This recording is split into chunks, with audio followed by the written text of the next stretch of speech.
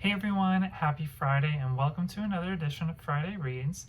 For this week I read Love and Ruin by J.A. Owenby, and it features Quinn and Jackie on the cover, and it is book 1 in the Love and Ruin series.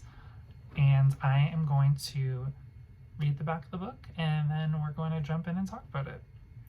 Ruined, scarred, stained.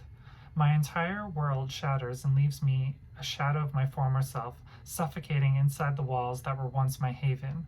I run away from my past and enroll in a college across the country, which leads me to Hendrix, the sexy singer-songwriter who is also my best friend's brother. He sees right through me, through the barriers I have in place. Hendrix refuses to allow me to hide from him, and he claims my heart. He's my first love, my forever. I no longer know how to breathe without him. He's the light in the darkness that overshadowed me for so long. But with a few spoken words, the light is snuffed out. I can taste what I'm afraid of. Shaken to my very core, I can't stay.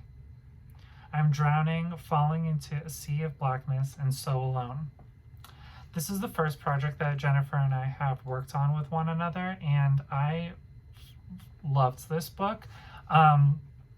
I'm excited that it's a trilogy because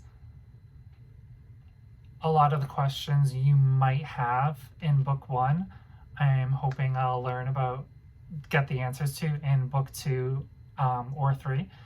And I also just really love how well developed each of the characters were, not just Gemma and Hendrix, but a lot of the smaller characters as well. It really just shows how important each person's role is in shaping Gemma, and how that transitions into her going to college, and just such a big change for her from the very small town she's from, now being into a college campus and having a roommate, and how do all those dynamics go and work with one another. She also has a very complex past, and I like seeing how through the progression of the book, like, her walls will start slowly coming down and you get to know why she does certain things that she does and how that came to be and where those elements really stemmed from in her past and how it gets her to where she currently is. I also did a little mini interview with Jennifer, so I am going to jump right into that. My first question was, one of my favorite parts of this book is how well developed each character is. Mac and Adeline were 2 of my favorites. Was that pre-planned or did it happen organically?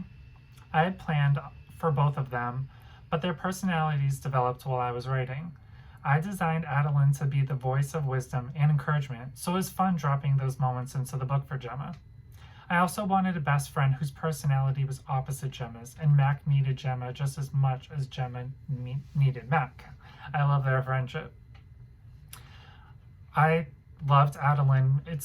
She's kind of like the grandmother figure for Gemma. Also the voice of reason, and really pushing her to help further just grow her life.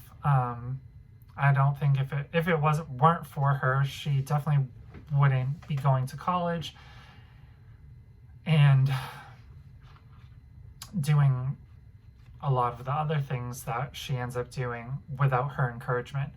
And while Mac and Gemma are definitely like yin and yang, complete opposites, they complete each other and help mend different parts of themselves by them being friends. What was the process like while writing this book? Did you always plan on it being multiple stories? I knew it would be a trilogy before I started plotting. My process includes listening to a lot of different music, and when I hear the right songs, the characters begin to talk to each other. That's when I start to write. I really am looking forward to reading book 2 because I need answers to some of these questions I have. Without giving too much away, what was your favorite scene to write and why? After the date where Gemma met Franklin and she took the step to be with Hendrix, it was a difficult scene to write, and I'll admit I cried a little. But the healing that happened for her and the way Hendrix handled it was really special. I think some of my favorite scenes were with Gemma and Adeline. They're very sweet and tender moments between them. And a lot of the scenes with Mac are just so funny. Just them learning how they each are as a person and how to kind of navigate and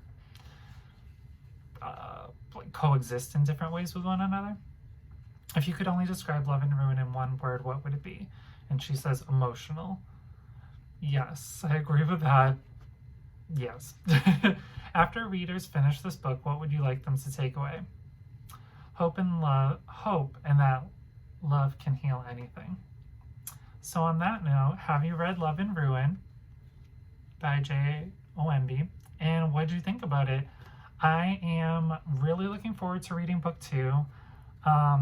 Because like I said, I have questions that I need answers to. And yeah, I am looking forward to more upcoming Friday reads in the future. So stay tuned and don't forget to subscribe, and have a great weekend, everyone.